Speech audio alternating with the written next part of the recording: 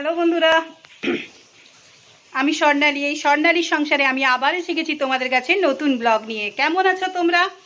আমি তো ভালো আছি, কিন্তু গরমে খুব কষ্ট হচ্ছে গো। দেখো, জামা ভিজে গেছে, চশমায় ভাব উঠে পড়েছে, গামছা মুখ মুছে মুছে জ্বালা করছে, গামছাও ভিজে গেছে।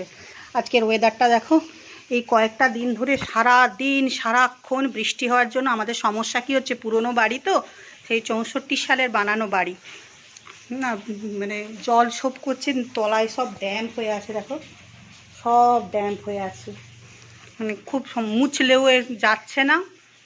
আর ওপরের সিলিং দিয়ে জল পড়ছে, জল সোপ করে, আর জানলা দিয়ে পড়ছে, নানান জায়গা থেকে পড়ছে। আমার খুব মানে ভয় করছে, একটা দিন যদি একটু রোদ ওঠে তাহলে সব ঠিক হয়ে যাবে। পুরোনো দিনের বাড়ি কতবার সারানো হয়েছে, এত কি সারানো সম্ভব বলো তো? যাই হোক, তোমরা লাইক শেয়ার আর কমেন্ট করতে যারা ভুলে যাচ্ছ, আমার কথা জড়িয়ে যাচ্ছে কেন বলো তো? আমাকে কি খাচ্ছিও না, থালকুনি পাতা, ঠাকুরের ফুল তুলতে গেছিলাম, থালকুনি পাতা রোজ তুলে তুলে খাই। তো যাই হোক, লাইক শেয়ার কমেন্ট করতে যারা ভুলে যাচ্ছ তারা প্লিজ করে দিও, সাথে থেকো, পাশে থেকো। আর যারা আমার ফেসবুক পেজ থেকে এই চ্যানেলটাকে দেখছো, আমার ভিডিও, তারা ফলো করে নিও। আর যারা এই স্বর্ণালীর সংসার চ্যানেলটাকে ইউটিউবে দেখছো, যারা সাবস্ক্রাইব এখনও করোনি, তারা সাবস্ক্রাইব করে আমার পাশে থেকো, সাথে থেকো। আর সবাই কিন্তু সাবধানতা অবলম্বন করো, আমি প্রত্যেক দিন বলছি, নিজেদের শরীরের খেয়াল রেখো।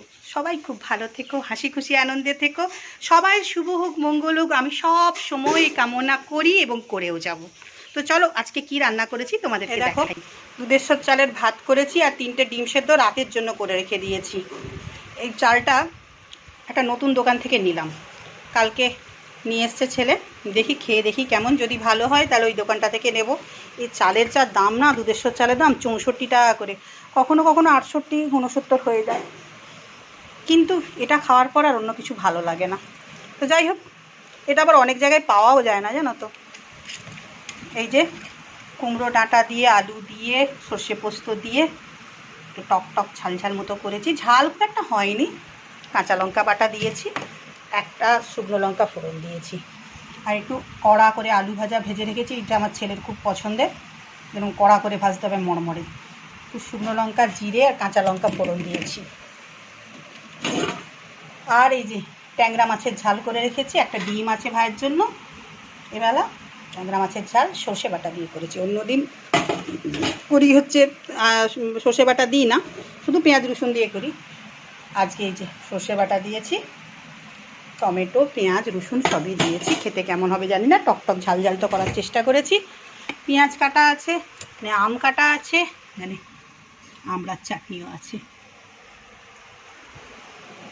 আর ওইখানে লঙ্কাও ধোয়া আছে। তো চলো, এই হচ্ছে আজকে আমার মোট আইটেম। কেমন লাগলো বলো।